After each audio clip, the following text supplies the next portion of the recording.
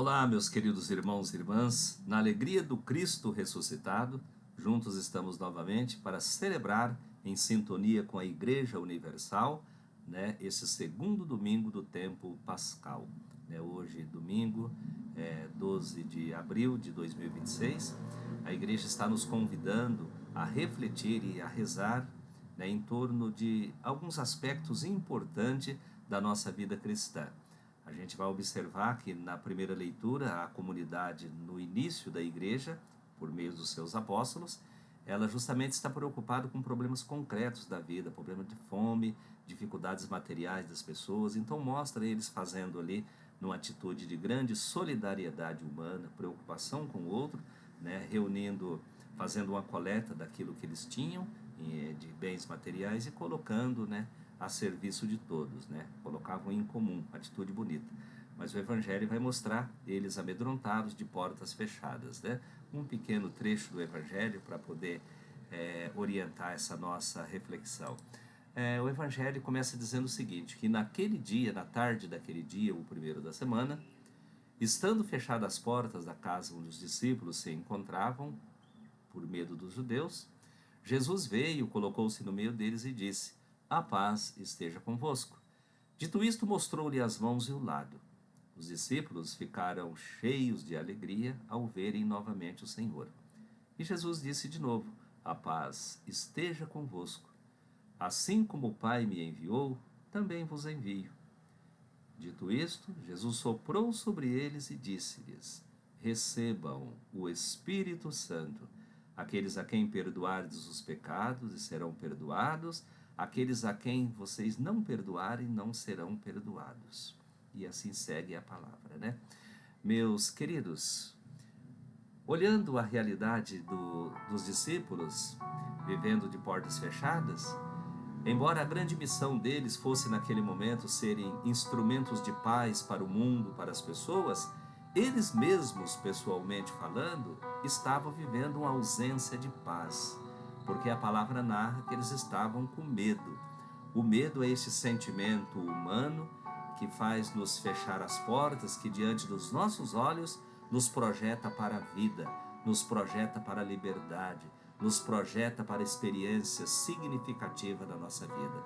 Eles estavam com medo porque ainda não estavam completamente preparados para enfrentar os quão grandes desafios, de estar vivendo livre, de estar anunciando o ressuscitado aos quatro cantos, tá certo?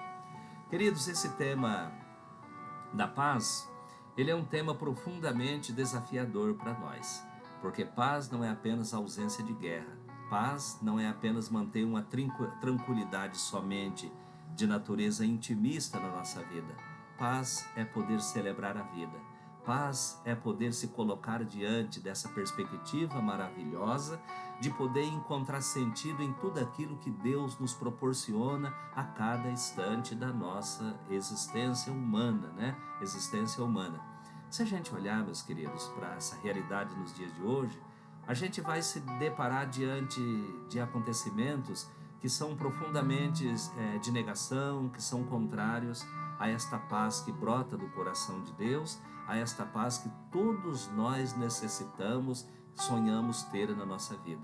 A gente está vivendo, a nível internacional, experiência de guerras, que estão em curso, duas grandes guerras, a guerra na Ucrânia e a guerra também no Irã. Especialmente nessa semana, nós ouvimos algumas ameaças assim muito preocupantes, muito sérias, A gente vivenciou o presidente americano ameaçando de destruir a nação iraniana numa só noite, e o Irã reagindo com a bomba nuclear, dizendo que poderia dizimar, quer dizer, destruir o mundo inteiro. E a gente sabe que eles têm o poder de fazer isso mesmo, por meio desta ferramenta, desse instrumento do mal, instrumento do morte, que é a bomba, bomba nuclear, que se gasta tanto, mas tantos recursos para poder investir nesse tipo de coisa, quando poderia ao mesmo tempo olhar para a realidade da fome, para a realidade do sofrimento, a realidade da insegurança, realidade de tanta necessidade real que existe em relação à vida das pessoas, porque homens e mulheres muitas vezes insistem em negar a presença de Deus no mundo, no coração das pessoas, quando por meio do poder constituído as pessoas usam para o mal e pelo mal e não para defender a vida. É muito triste isso acontecendo, né? Mas é importante que entendamos o seguinte: nós, enquanto seguidores de Jesus, nós acreditamos no Deus da vida. E por acreditar no Deus da vida, nós devemos também ser os defensores da vida, defensores da paz, porque é este o sonho de Deus. A promessa de Deus de ver o seu reino acontecendo não pode ser entendido como uma coisa que vai acontecer depois que a gente morre. A vida de Deus, ela deve acontecer a cada instante na nossa vida, no nosso coração, na nossa consciência.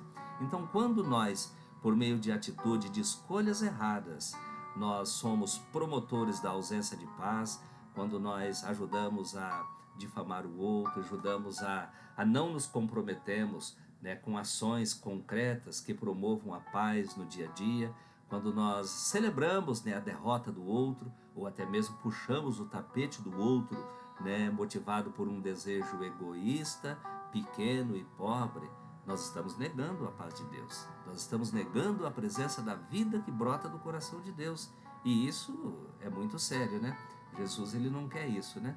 Então que nós possamos então ter sempre essa consciência de que o mundo, a sociedade que Deus quer e que nós também queremos e sonhamos, ela será sempre consequência das nossas escolhas, do nosso testemunho de vida, né, da nossa maneira de abraçar, né, esse segmento de Jesus de maneira autêntica, né?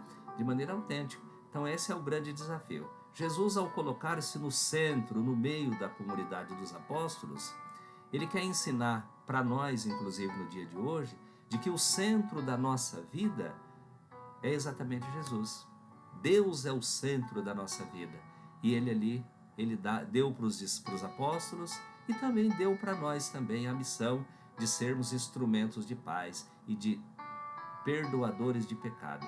Esse pecado, né, que nada mais é do que aquilo que nega, né, a presença de Deus, aquilo que nas nossas escolhas erradas nós acabamos por vivenciar, e aí empobrece, né, essa manifestação de Deus, instrumento de Deus.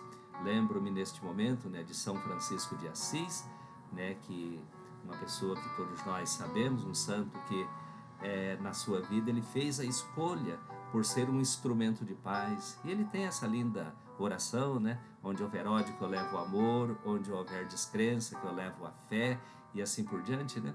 Então mostrando que nós também podemos e devemos ser promotores de paz.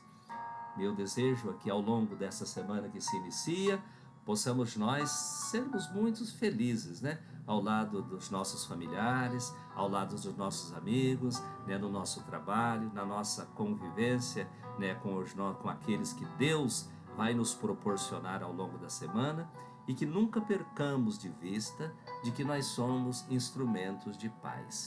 Se a situação ela manifestar alguma coisa referente à morte, a sofrimento, à ausência de vida, que enquanto cristãos nós possamos ter a hombridade, a grandeza de darmos um testemunho diferente, né?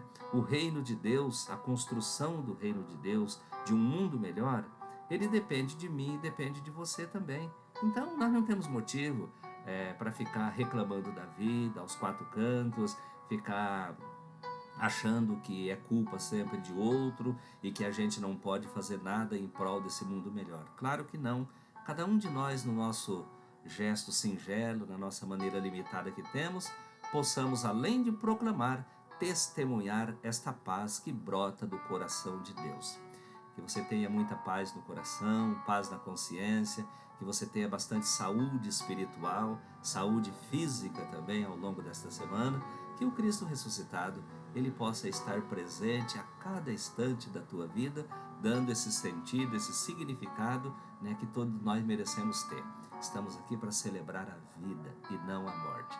Muita paz, muita bênção e até o próximo domingo, e que antes disso você viva intensamente esta graça, este amor de Deus. Muita paz e até o próximo domingo. Deus abençoe, tá?